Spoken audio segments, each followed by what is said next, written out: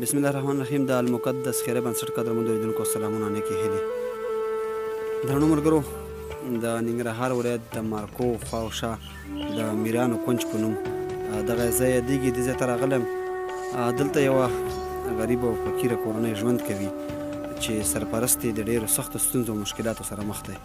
یو طرف ته پرې د غربت سختې څپې د ژوند ورځې شپې په مشکلاتو کې تېرېږي، بل طرف ته دغه سرپرست چې دی دا دماغي تکلیف لري.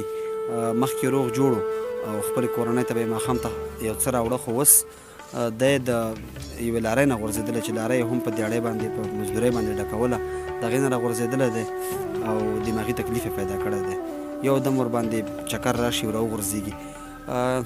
د اختر څلورمه ورځ د درنو ملګرو چې پوښتنه مې ورنه وکړه، اختر یې هم نه دی کړی. ماشومان یې هم په دې حالاتو کې دي، دغه یې جامې دي او په پښو یې هم څه نشته. نو قدرمنو ملګرو، راغلي وو د دې د کورنۍ د سرپرست سره لنډې خبرې کوو، د دې د ژوند یو څه کیسه په تاسې باندې اورو. ماویل خاک یم، د مامان اوسېدونکی یم.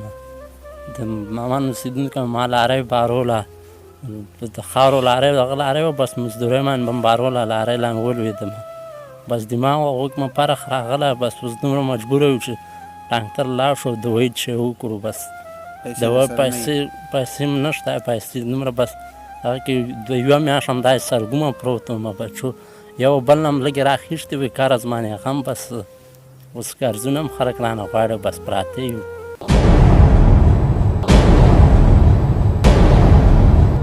بس اوس دومره دغه نه لرو چې تکلیف درته څه وي؟ تکلیف بس دماغ دغه م هم دی، دا پښتۍ م هم څه ماتې شوي، دماغ دغه راته دی. کوم ځای ته خو ډاکټرانو ته نه وې تللی؟ بس ډاکټرانو له راسې لږ لږ تللي وو، دغه ډاکټر له موږ نه یې تللي ځکه پیسې موږ سره نشته، غریب یو. بس غریبۍ کوم نه کومه ځمکو ته تللی وې ډاکټرانو ته؟ سیتامې له تللي وو، هلته مې بس داسې دوایي نه راکړې مړه. بس دلته هم بس داسې لږ لږ ډاکټرانو له تللي وې د هغو له پاکستان ته خو نه وې تللی؟ نه پاکستان له مړه وس هم نه لرله، غریبۍ نه، بس چېرته پاکستان له نشته ده.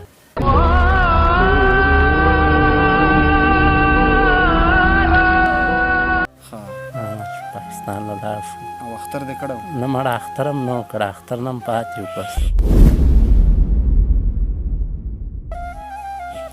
ماشومانو ته چا چېرته غوښه مخه راولګله؟ بس د ګاونډیان بس در ولګله، هغه ګاونډیان بس هغه کړه. پښو یې څپلۍ هم نشته او جامې هم نوې نوې کړې؟ وس هم ځکه نه شي، زه سرپرست وم، بس دا دیاړي م کړه، لارۍ کړه، باره وکړه، هغه بس هغې نه هم زه ووتم، بس زه هم پروت یم. تقریبا روژه کې رخ شوم، روژې اتم نه را داسې دومره څوک نشته، بس شی به وراوړو، شي نه به وراوړو. دا ځای کوم ځای کې اوسېږي؟ دا ځای د خپل دی؟ دا نه مړه دا هم په سوال م وایي، دا ځای غوښته، بس دغه نه بس پراته یو، پراته ځای په سوال م وغوښته. څومره فامیل یې ټول؟ 8 کسه یم، بس فامیل 8 کسه. بس هلته خو به نږدې نور داسې څوک خپل خپلوان هم نه لري؟ نه مړه خپل خپلوان نشته داسې څوک. او دې نه مخکې همدا دیاړي ته کړه؟ همدا دیاړي م کړه، همدې دیاړۍ په هغې به ګزاره کېده؟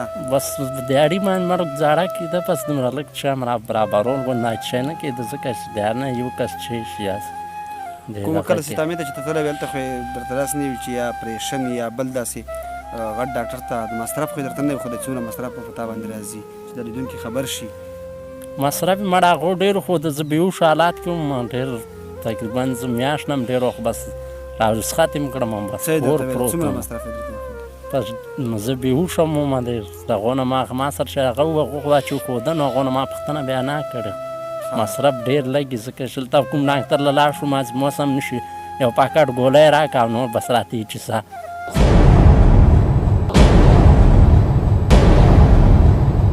ستا دغه نه شي.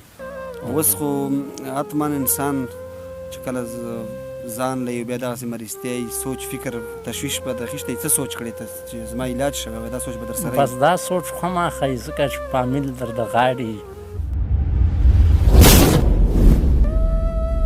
هغه بس خامخا ده. او ماشومان هم درنه خامخا شیان غواړي که نه، ځکه چې بهر په کوڅو کې چې نورو ماشومانو سره څه په لاس کې ګوري هغه به در تا نه غواړي. نو دا خامخا بس دا هغه چې سړی روغ وي، بس فامیل خامخا دومره شی غواړي. بس قدرمنو ملګرو، الله رب العزت دې هر څوک د دغسې حادثو د دغسې پیښو نه وساتي. یو طرف ته چې یوه زره یې بل څوک دې نه وي، بل طرف ته غربت وي، بل طرف ته دغسې اوږده مریضتیا راشي. دا ورو ورو ټپي حالت کې په دې کور باندې پروت دی او ماشومان ورته ځورېږي، کړېږي ورته. د دې کورنۍ نه اوس هم ماته یو د دوی یو ګاونډي زنګ وواهه. موږ سره هیڅ نور نشته درنو ملګرو، فقط دومره کولی شو چې د دوی حال نه مو تاسې خبر کړی او هر کله چې هم موږ د کومې کورنۍ د حال نه درانه لیدونکي خبر کړي دي، که هغه په هېواد کې بهر دي که په هېواد کې دننه دي، نو بې د مرستې هغه کورنۍ نه ده پرېښې. د دې دپاره هم تاسې ته سوال کوو، که په بهر کې که په هېواد کې دننه یې، کېدای شي ستاسې په لږه مرسته باندې د دې ورور علاج وشي او د خپل فامیل سرپرستي په سمه توګه وکړي. نو د ټولو درنو ملګرو نه غوښتنه کوم، بیا غوښتنه کوم چې د دغسې کورنیو تر شا راسره ملاتړ وکړئ. دا د موږ ورته راغلو او موږ د دې حال تاسې ته بیان کړو، تاسو د دې خبرې واورېدې. مخکې دیاړي کوله، په دیاړۍ باندې یو څه کار روزګار روان و، خپل بچي پالل. اوس چې د دې ماشومانو ته وګورئ، ژوندی پلار ورته پروت دی، خو لکه یتیمان چې څوک چې نه وي، په پښو باندې څپلۍ نه لري، جامې په دغسې حالاتو کې دي. نو علت یې هم دا دی چې د دې سرپرست په کور باندې په ټپي حالاتو کې پروت دی.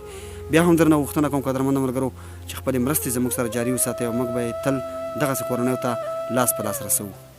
ډېره زیاته مننه.